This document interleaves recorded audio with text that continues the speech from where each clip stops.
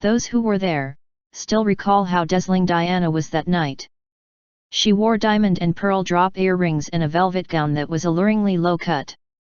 900 of New York's most powerful movers and shakers had gathered at the Hilton Hotel in Manhattan for a glittering charity dinner.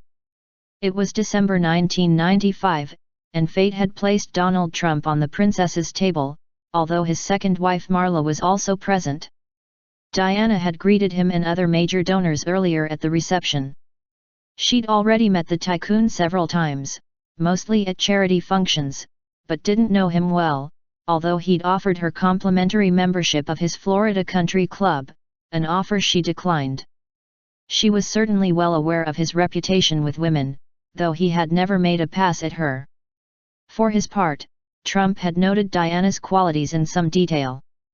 As he wrote in his book, The Art of the Comeback, published in November 1997, 3 months after her death, I couldn't help but notice how she moved people. She lit up the room.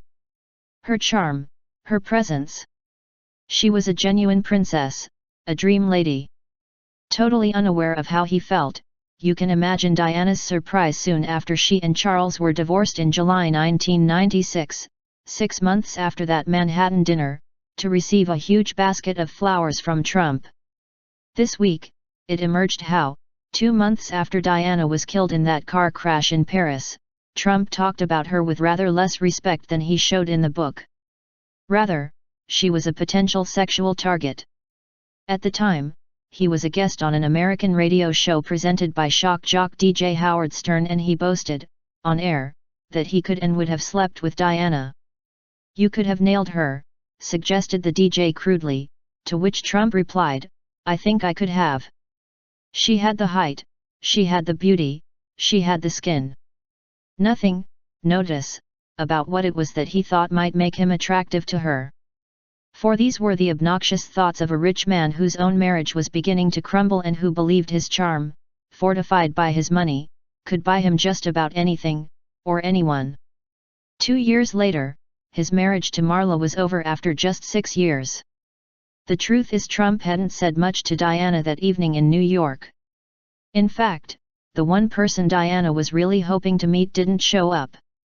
This was John F. Kennedy Jr., son of the assassinated JFK and, at 35, a year older than Diana and said to be the world's most eligible bachelor. Young JFK Jr. was told later that he missed a treat. Diana was so bewitching that she was described as having won America. As for Trump, his remarks at the Hilton Gala were confined to expressing his admiration for the way Diana handled a woman heckler who interrupted her speech.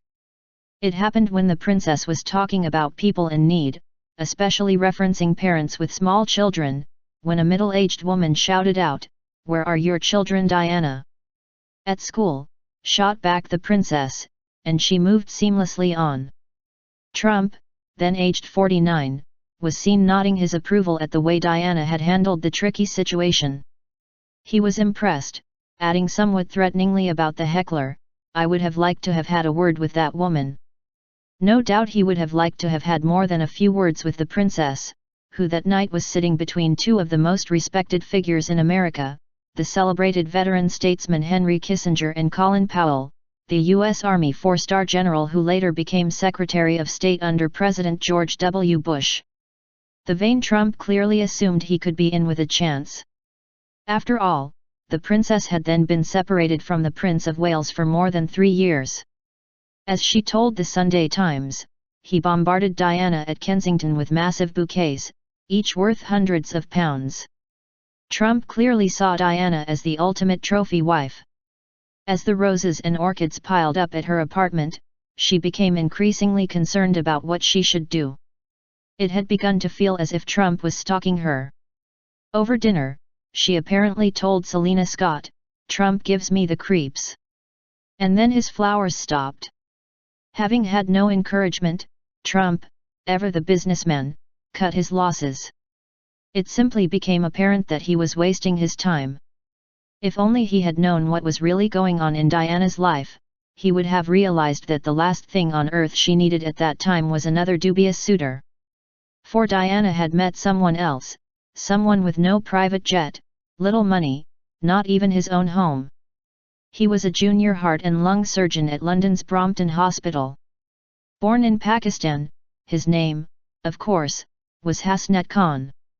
It remains, however, an intriguing thought that if Donald Trump had won her over, she really might have stepped from being the wife of the Prince of Wales to being the wife of the President of the United States.